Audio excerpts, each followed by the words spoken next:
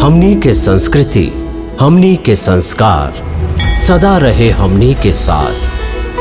भारत के महान ग्रंथ और काव्य सब के संपूर्ण संकलन सब्सक्राइब करें तिलक।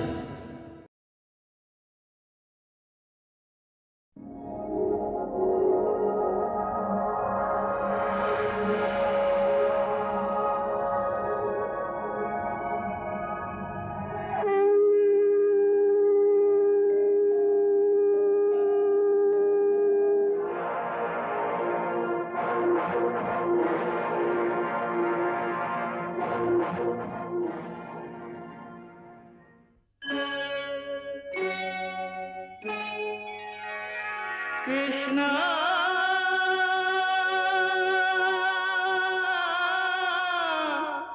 कृष्णा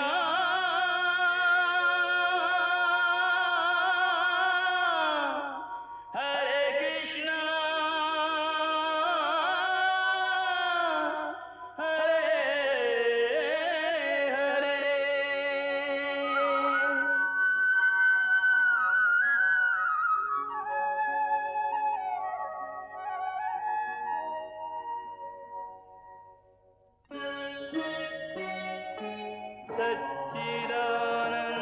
सच्चिदानन्दरूपाय विश्वोत्पत्त्यादिहेतवे तापत्रयविनाशाय श्रीकृष्णाय वयं नमः।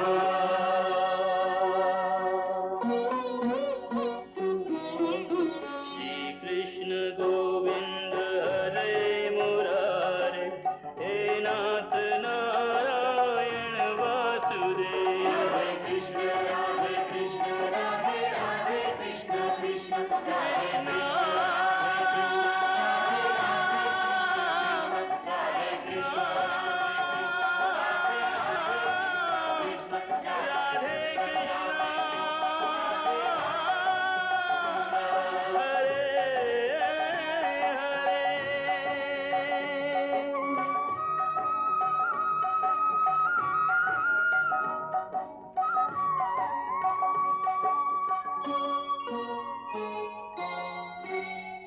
हे भीम, तुहार हाथ में गदा शोभा नहीं खे देत।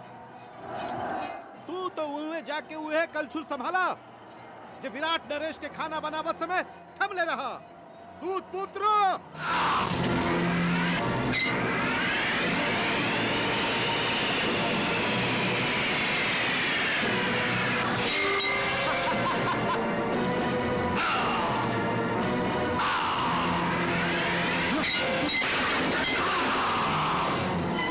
भीम से कर्ण हार गईल। ई त शुभ संकेत नहीं खे गांधारी। हाँ महाराज, ई त निश्चित ही शुभ संकेत नहीं खे। नियति हम लोग के ई संकेत कई बार दिखले रहे, बाकी राज्य के लालसा के कारण शकुनी के बहकावा में आयल दुर्योधन के बुद्धि नियति के एह संकेत के ग्रहण ना कर सकल, और हम लोग भी उहे भूल कैले रही महाराज। हाँ गांधारी, नियति हम लोग के बार बार संकेत दिले रहे, बाकी हम लोग भी हर बार उस सभे संकेत के अनदेखा कैले रही। हाँ महाराज, द्यूत सभा में जब नियति भीम के मुंह से बोलत रही, दुर्योधन, तू एगो स्त्री के ना हमार पत्नी के भी अपमान कैले वाला। हम में भरल सभा में प्रतिज्ञा करत हई कि जौन जांग पर हमार पत्नी के बैठे के आदेश दिले वाला, ईश्वर के सौगंध, हम वो जांग के आपन गदा से तोड़ के रख दे। तू भी हमार दूसर प्रतिज्ञा सुन ला। जौन हाथ से तू हमार द्रौपदी के बाल छुएले वाला, वो हाथ के हम तुहार शरीर से अलग कर दे, और तुहार खून से हम द्रौपदी के बाल धोअब। ओह समय भी उस संकेत की ओरी से हम लोग आपन आंख मूंद लेले रही। परिणाम स्वरूप हमार सगरे बेटन के और जमाई जयद्रथ के प्राण संकट में आ गई है। प्राण तो संकट में ही है हमार। हे कृपाचार्य, शकुनी मामा, हमके लागता कि दुर्योधन और द्रोणाचार्य के हाँ में हाँ मिला के हम बहुत बड़ भूल कैले हैं। लोग चाहे कुछ भी कहें, हमके रणभूमि छोड़ के अपन सिंधु देश वापस लौट जाए के चाहत रहे। सिंधु नरेश, आप ऐसन कह के हमार सेनापति द्रोणाचार्य के अपमान कर रहल हैं। हाँ, आप ए व्यू में बिल्कुल सुरक्षित है सिंधु नरेश। हाँ सिंधु नरेश, आपके सुरक्षा के उत्तरदायित्व हमरा पर है। अरे अब अर्जुन तो का स्वयं यमराज भी आ जाए तब वो आपके परछाई के छू तक ना सकी है। ऐसे आप निश्चिंत हो जाएं सिंधु नरेश, निश्चिंत हो जाएं। निश्चिंत हो जाएं?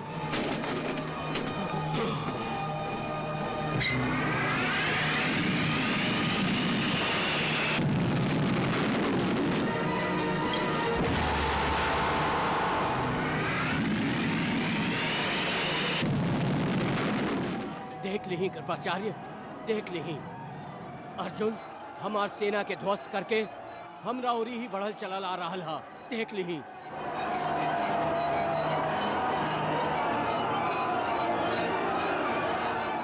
और कृपाचार्य आप कह रहा है कि हम निश्चिंत हो जाएं? सिंधु नरेश, का आप हमरा पर भरोसा ना करेली? करेली मामा जी, करेली। आप दोनों के शौर्य और पराक्रम पर हमके कौनो संदेह नहीं खे। बाकी की का सिंधु नरेश? बाकी हम आपसे ज्यादा अर्जुन के शौर्य और पराक्रम पर, ओकर क्षमता पर ज्यादा भरोसा करेली।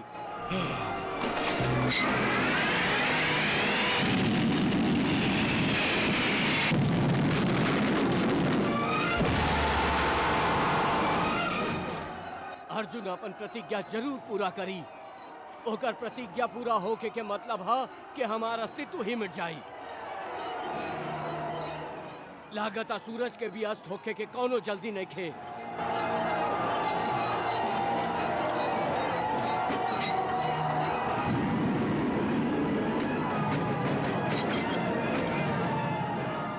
मामा जी, कृपाचार्य,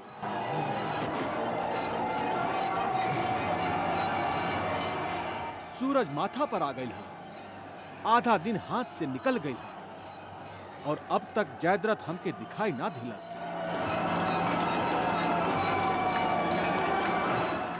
कब तक लुकाई अपन मृत्यु से? आज हम ओकरा जियत ना छोड़ब।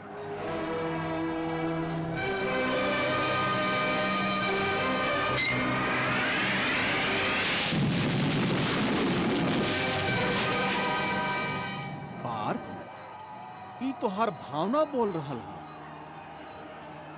ए समय तू भावना में आके सच्चाई के भुला रहल बाड़ा। कैसन सच्चाई? इहे कि द्रोणाचार्य कुशलता पूर्वक व्यू के अंदर व्यू के रचना के लिए बाड़ा। व्यू के अंदर व्यू? हाँ अर्जुन, तू कौरवन के जे व्यू ध्वस्त करके जयद्रथ तक पहुंचे के चाहताड़ा, वो द्रोणाचार्य के रचल खाली बाहरी व्यू है। बाहरी व्यू?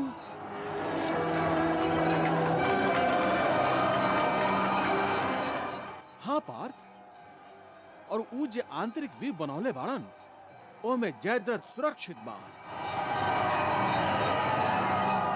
और एह व्यू के मुंह पर स्वयं द्रोणाचार्य ठार बाड़न।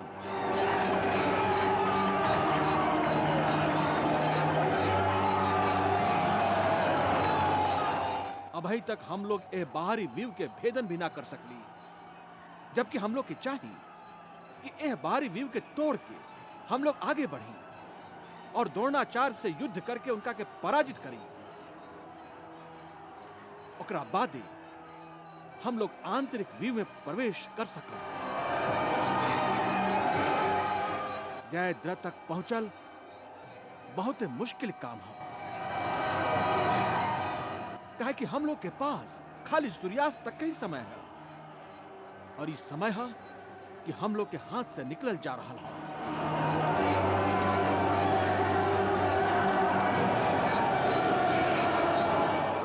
धन्यवाद केशव, जे तू हमके गुरु द्रोणाचार्य के चाल समझा दिला। अब चलो गुरु द्रोणाचार्य और वहाँ के आंतरिक व्यूह के ओरी, जहाँ वहाँ के जयद्रथ के छुपा के रख ले हैं, वो आंतरिक व्यूह के ओरी चला।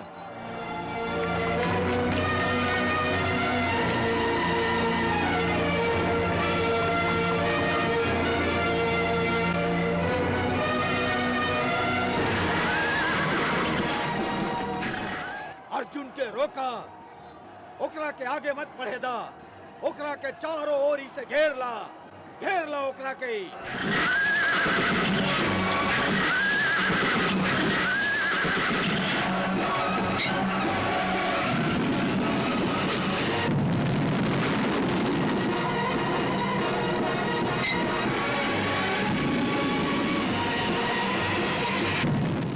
महाराज, अर्जुन के रोके खातिर कौरवीर एड़ी चोटी के जोर लगा रहल बाड़न, बाकी उनका के रोके में असफल बाड़न।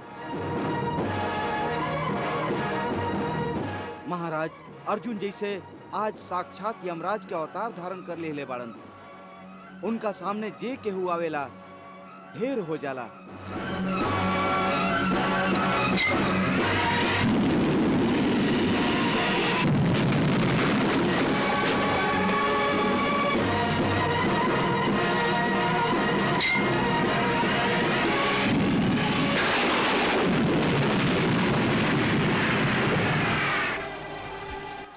संजय, ये तो बताओ कि सिंधु नरेश जयद्रथ तक सुरक्षित बाड़ा ना?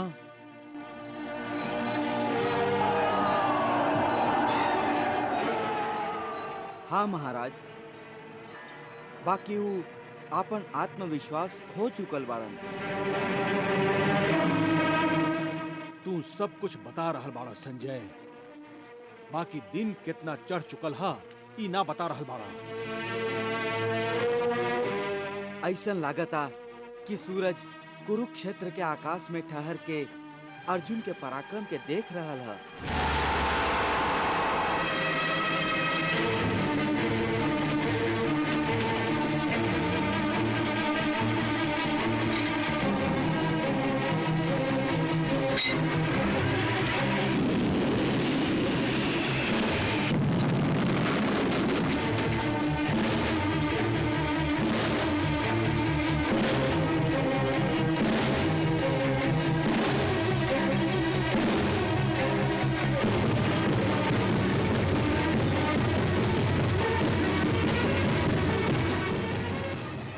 वाह अर्जुन वाह, आगे आवे वाला हर बाधा के यही तरह दूर करत जा। चल, रुक जा अर्जुन, रुक जा। तू हमरा से युद्ध करा, हमरा से। अर्जुन रुक जा। रथ रोका केशव, रथ रोका।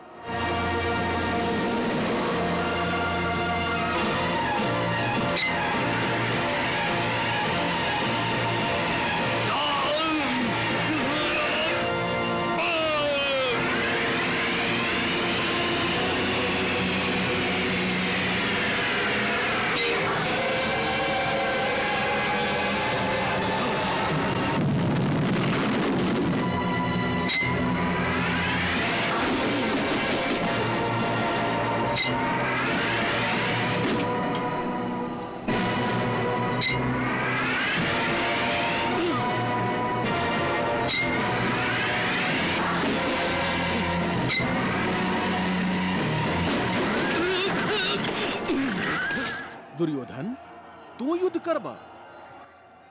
जा, पहले गुरु द्रोण से धनुर्विद्या लेके आवा, फिर पार्थ से युद्ध करिहा।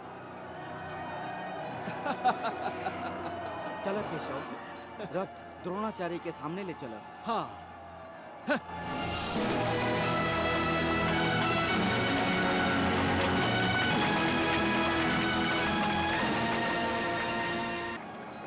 आचार्य, अर्जुन भीषण संहार करके इहे ओरी आ रहल हा। गांधार नरेश, शायद अर्जुन जयद्रथ के वध करे ये ओरी आ रहल हा। एकरा के रोकी आचार्य, एकरा के एहर आवे से रोकी। हाँ हाँ, काहे ना।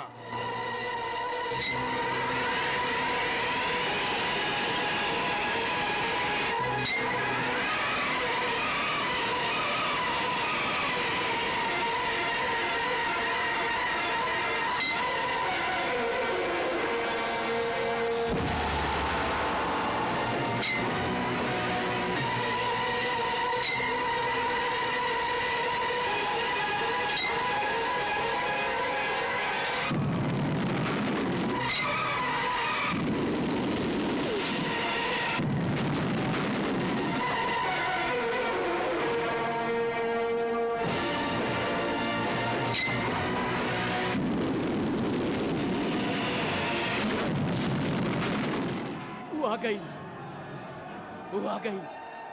देखा देखा, वो आ गई। वो हमके ना छोड़ी, वो हमके ना छोड़ी। आप लोग तो कहत रहे कि हम यहाँ बिल्कुल सुरक्षित हैं। हाँ तो एमे झूठ कहा। आप ए व्यू में बिल्कुल सुरक्षित है सिंधु नरेश। आप निश्चिंत रहे सिंधु नरेश, अर्जुन यहाँ तक पहुंच भी ना पाई। बाकी अर्जुन तो मृत्यु बन के हम लोगन के माथा पर मंडरा रहल हा। अब हमके केहू न बचा सकेला, केहू न बचा सकेला हमके। हम लोग के होखत आपके ए तरह से बात कर शोभा नहीं कर देते सिंधु नरेश। ये हम लोग के अपमान है। अब का मान और कहा अपमान? अरे जब प्राणे ना बची तो कैसन मान और कैसन अपमान। आप बेकार निराश हो रहे हैं सिंधु नरेश। आज करें भी तो केकरा से। अरे तू लोगन माना या ना माना, ई साच हा कि हमार सुरक्षा के वचन देवे वाला दुर्योधन, कर्ण, शकुनी, दुशासन और तू लोग आपन प्राण के सुरक्षा करत रहला। ऐसे अर्जुन यहाँ तक आ पहुंचल। नाता ऊ यहाँ तक सूर्यास्त तक आ, प्रलय तक ना पहुंच सकत रहे। ऊ कुटिल शकुनी ए युद्ध में जुआ के चाल चलने हा और हमार प्राण के दांव पर लगा दिलस। बस अब हमके ऐसा लागता कि हमार अंत कोनो भी क्षण हो जाई। सूरज तो जैसे हमार मृत्यु के प्रतीक्षा कर रहा हा। संजय, सूर्यास्त भइल की ना?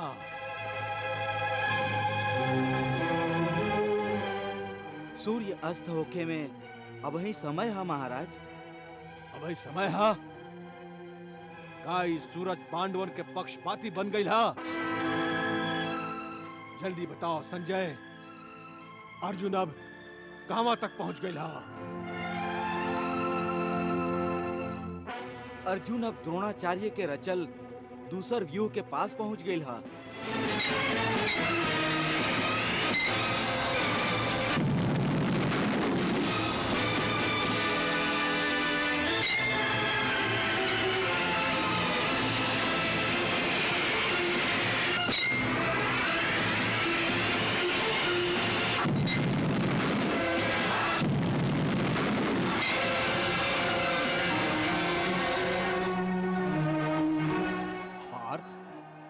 सूरज पश्चिम दिशा की ओर झुक गई है और हम लोग अभी तक चक्रव्यूह में प्रवेश ना कर सके।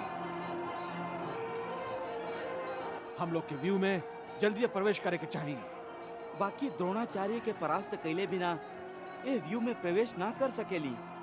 और द्रोणाचार्य के हाथ में जब तक शस्त्र है उनका के केहू परास्त ना कर सकेला, चाहे वो कितना ही वीर काहे ना होके।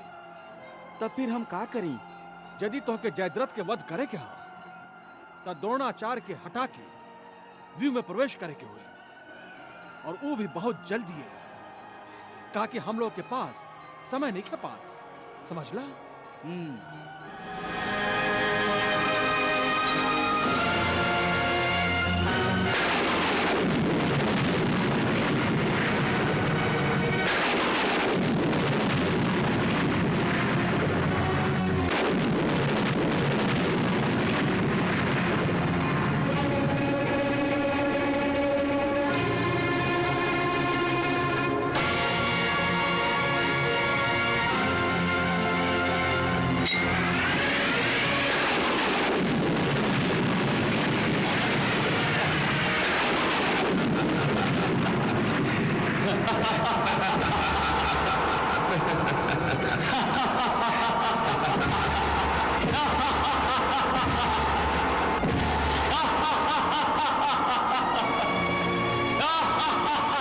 का करहल बाड़ा संजय? कुरुक्षेत्र में अनेक अर्जुन प्रकट हो गई बाड़न।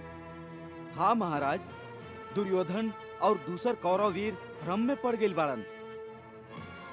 ये अर्जुन मायावी कब से बन गई हा? कहीं ये कृष्ण के माया तो नहीं खे? ना ही श्री कृष्ण के माया हा, ना ही अर्जुन के माया नहीं खे। तब फिर हम लोग अनेक अर्जुन के कैसे देख रहा है आचार्य? का हमार दृष्टि हमके ही धोखा दे रहा हा? हाँ युवराज, हम लोग के दृष्टि हम लोगन के धोखा दे रहा। अर्जुन अपन गंधर्व अस्त्र के फेंक के हम लोग के भ्रमित कर दिले हा। गंधर्व अस्त्र? ई अस्त्र विद्या तो गुरु द्रोणाचार्य ही अर्जुन के देहले बाड़न। द्रोणाचार्य के पास ए अस्त्र के उत्तर जरूरे होई। हाँ युवराज, हमरा पासे अस्त्र के उत्तर हाँ। तब फिर ये अर्जुन के गंधर्व अस्त्र के प्रभाव के जल्दी नष्ट करी, जल्दी नष्ट करी, ना तो अनर्थ हो जाए आचार्य, अनर्थ हो जाए।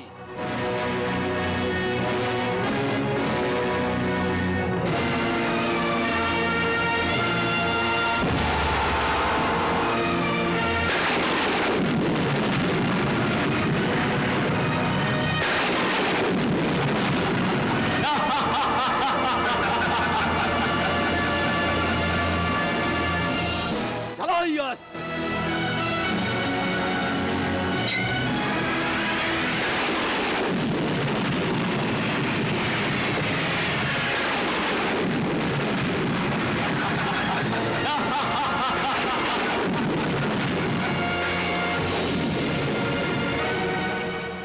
आचार्य, ये असली अर्जुन और कृष्ण कहवा चल गईलन?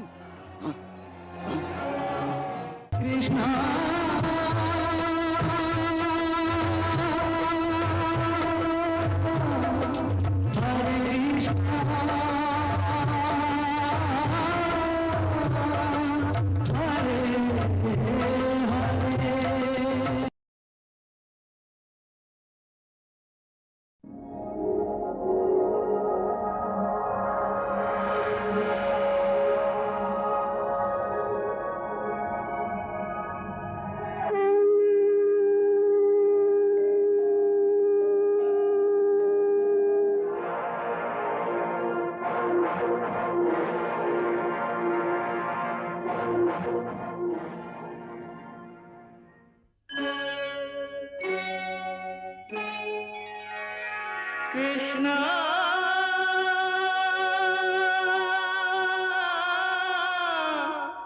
कृष्णा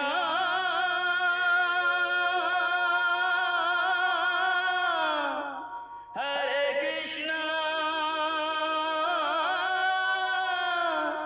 हरे हरे।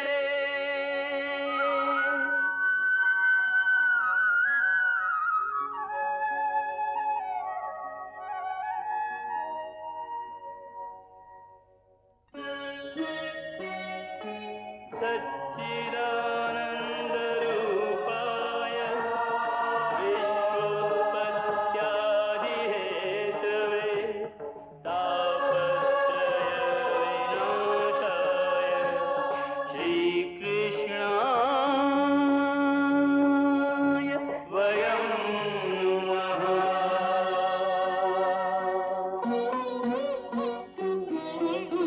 श्रीकृष्ण गोविंद हरे मुरारे, हे नाथ नारायण वासुदेव। हरे कृष्ण राधे राधे कृष्ण कृष्ण कृष्ण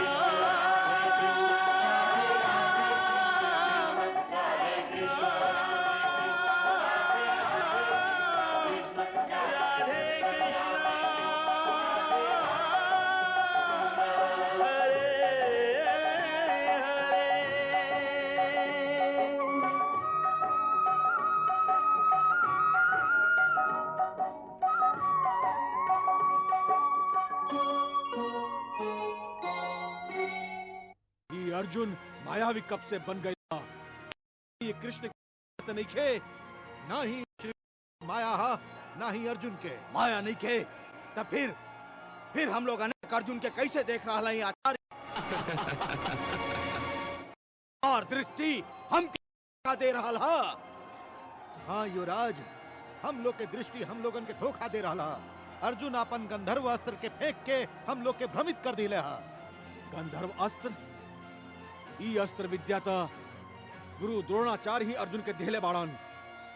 द्रोणाचार्य के पास ए अस्त्र के उत्तर जरूरे होई। हाँ युवराज, हमरा पासे अस्त्र के उत्तर हाँ।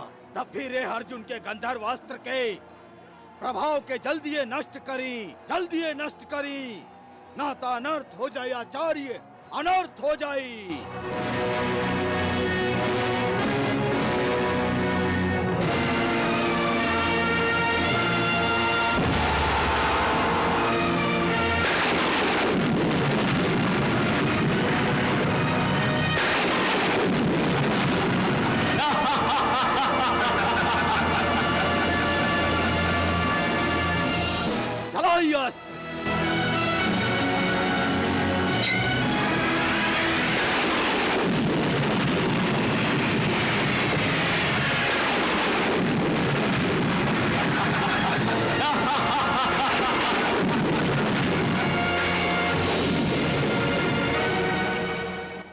आचार्य, ये असली अर्जुन और कृष्ण कहवा चल गईलन?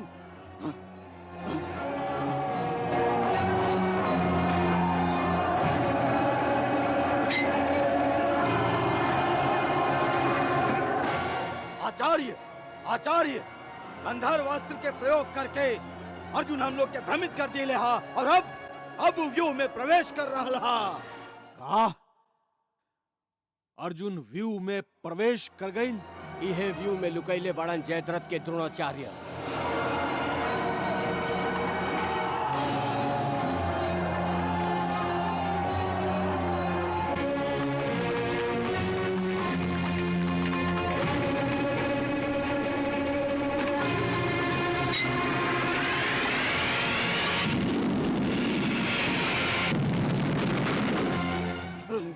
आचार्य, आचार्य, अब का होई? बाकी आप चिंता मत करिए युवराज, अर्जुन जयद्रथ के पास पहुंच ही ना सकी। अर्जुन चक्रव्यूह में तो प्रवेश कर ही चुकल है सेनापति जी, फिर भी आप कह रहा हैं कि वो जयद्रथ के पास ना पहुंच सकी। हाँ, काहे कि अर्जुन के पास उतना समय ही नहीं खे। वो देखी सूर्यास्त होके के समय आ चुकल है।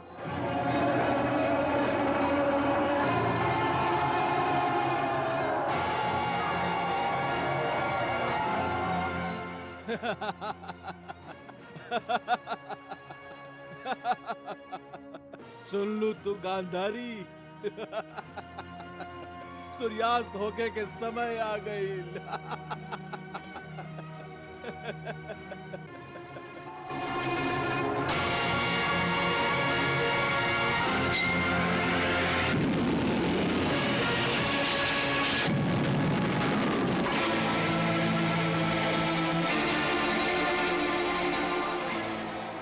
भाई जी, का समय के गति के रोक ना सकेली?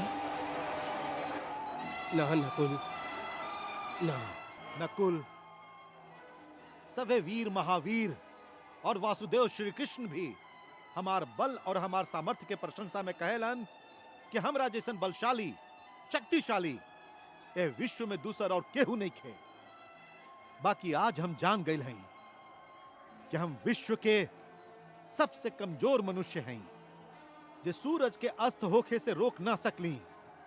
आपन भाई अर्जुन के प्रतिज्ञा पूरा करे में ओकर सहायता न कर सकली ना।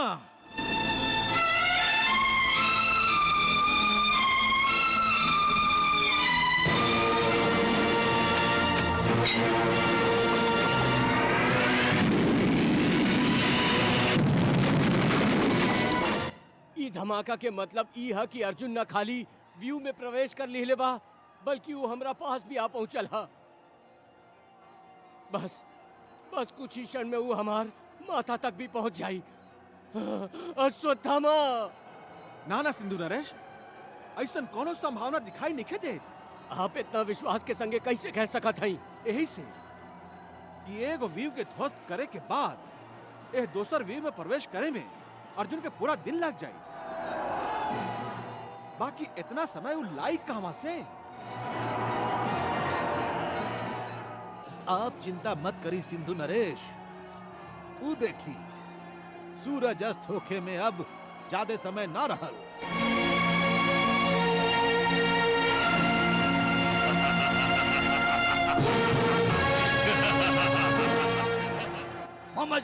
मामा जी, सूर्यास्त होके में अब बहुत कम समय रह गई है। हाँ भगिना, अब अर्जुन के जयद्रथ के पास पहुंचल असंभव है।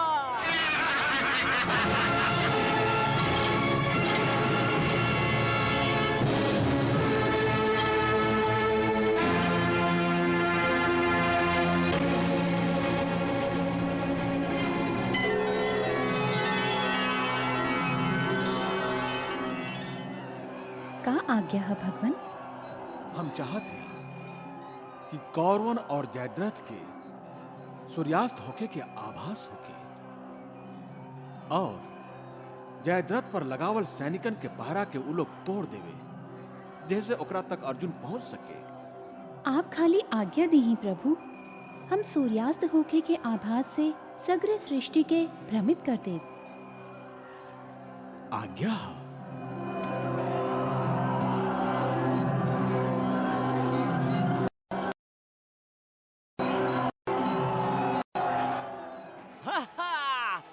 सूरज अस्त हो गई।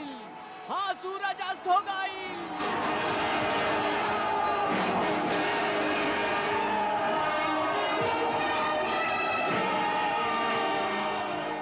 युवराज, सूरज अस्त हो गई। सूर्यास्त हो गए, सूर्यास्त हो गए।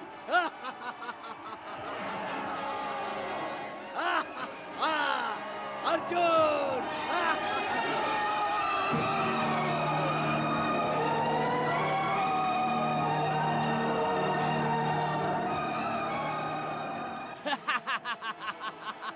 देखी कृपाचार्य जी, सूरज अस्त हो गई।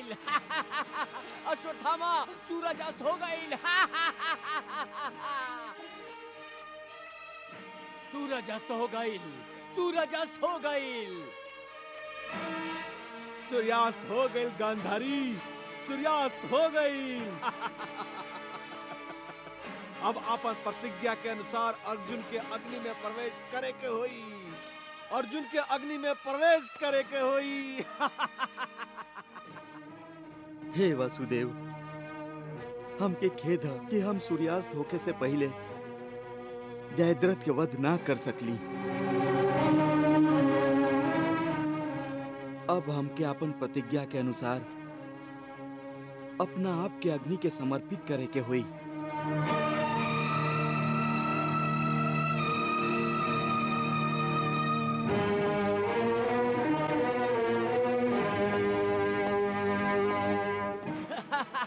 भगीना, बधाई होखे भगीना, बधाई होखे।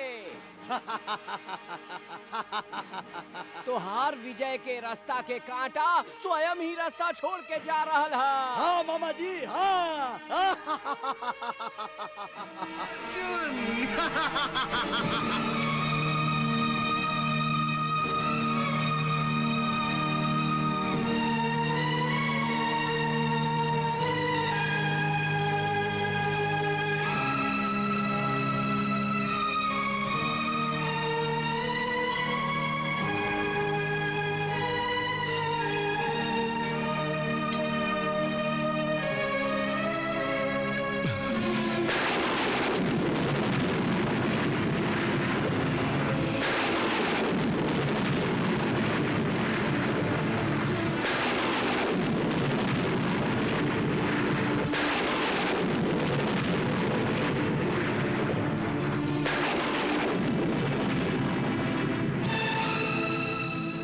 चला भगीना, चला।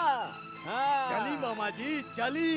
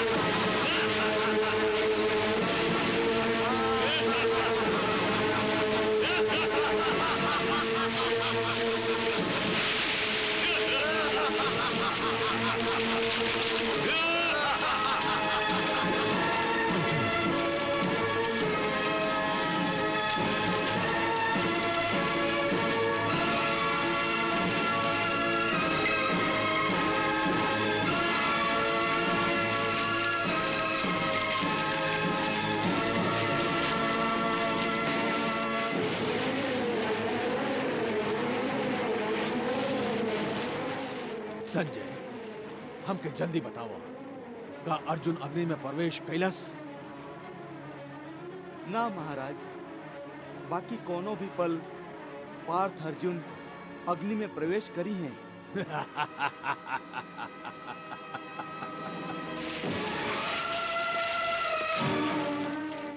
ना सिंधु नरेश, आप यहाँ से कहीं ना जाए। हे अश्वत्थामा, अब तो संकट टल गई हा, अब हमके कौनो खतरा नहीं खे। फिर भी आप कहीं न जाइए सिंधु नरेश। सेनापति द्रोणाचार्य के ये है आदेश है। अरे बाकी हाँ सिंधु नरेश, जब तक अर्जुन अग्नि में प्रवेश नहीं कर ले, तब तक आप हम दोनों के सुरक्षा में ही रहा। हम तो खुशी से बावला हो रहा है और तू लोगन हमके रोक रहल बड़ा।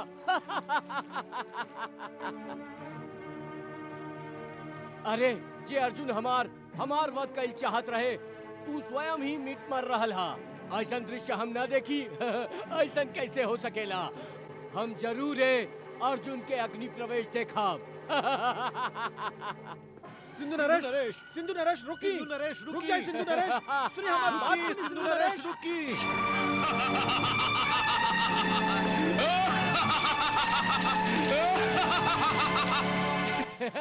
मामा जी, मामा जी। भगीना, अपन मृत्यु देखे सिंधु नरेश भी आ गईलन। युवराज, मामा जी, ई हमके मारे चलल रहे, स्वयं ही मर मिट रहल हा।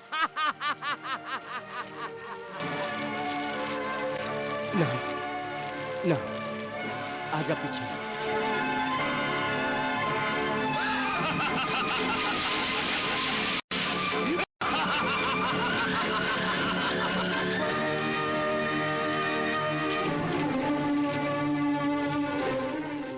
हमके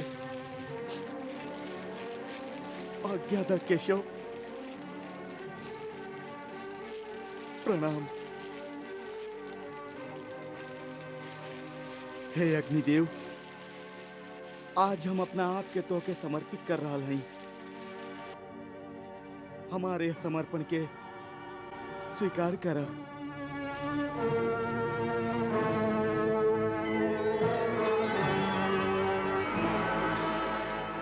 रुक जा पार्थ।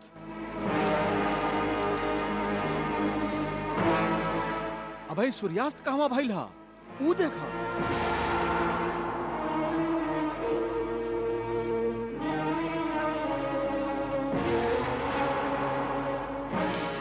ई कैसे हो गई? ई कैसे हो गई? ना, ना। और जब सूरज अस्त ना भइल हा, तब तोहके अग्नि में प्रवेश करे के बदले अपन प्रतिज्ञा पूरा करे के चाहिए। पार्थ, ऊ देखा सूरज और ऊ रहल जयद्रथ, तुहार शत्रु। बचावा युवराज, बचावा, बचावा युवराज, बचावा, बचावा युवराज, बचावा।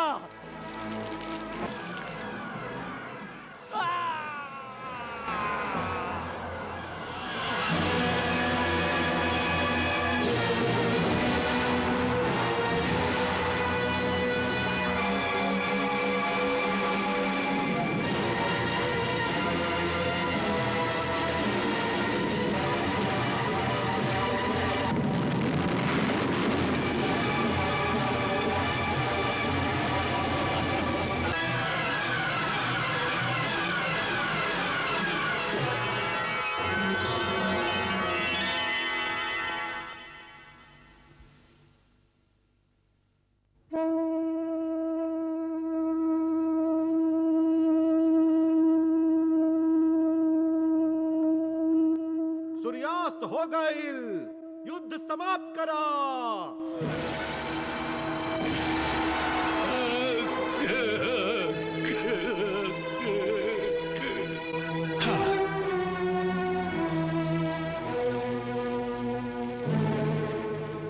वाह अर्जुन, तू त अनहोनी के होनी में बदल दिला। ई सब वासुदेव श्री कृष्ण की कृपा से भइल हा भीम। हे केशव, अपन कृपा दृष्टि हमेशा हमारा साथे रह दी।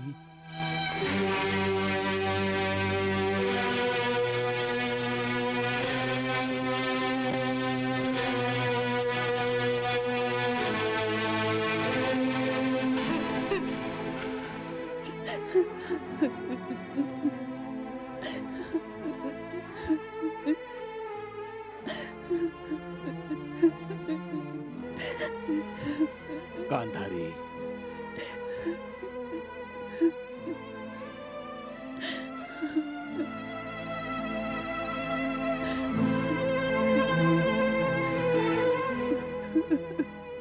गांधारी, तुहार आंसू हमके कमजोर बना देवेला। इससे अपन आंसू के रोकला। ना महाराज, जेकर भाग्य में रोवल लिखल होखे वो रोवे के अलावा का कर सकेली। सिंधु नरेश जयद्रथ तुहार ही ना हमार भी त दामाद रहन। आपन बेटी के सुहाग उजड़े के दुख जितना तोहके हा उतना ही हमके भी तहा। बाकी हम अपना आंसुअन के कितना साहस से रोक लेले हई। आप में इतना साहस है काहे कि आप पुरुष हैं और हम त नारी हैं। हम आपन दिल पर पत्थर ना रख सकेली महाराज, आपन दिल पर पत्थर ना रख सकेली। यदि तू अपन आंसुन के ना रोकबो तो तुहार सिसकी सुन के हमरो आंसू के बांध टूट जाई। ऐसे यदि रोवे के ही हा तो अपना कक्ष में जाके रोआ। हम तो अकेले में ही आंसू बहावल चाहेली, बाकी हमके हमार कक्ष में जाए से डर लग रहा है। आपन कक्ष में जाए में कैसन डर? यदि हमार बेटी दुश्शला हमार कक्ष में आ गई तो हम ओकर सामना कैसे कर सकब? बोली महाराज, हम ओकर सामना कैसे कर सकब? कृष्णा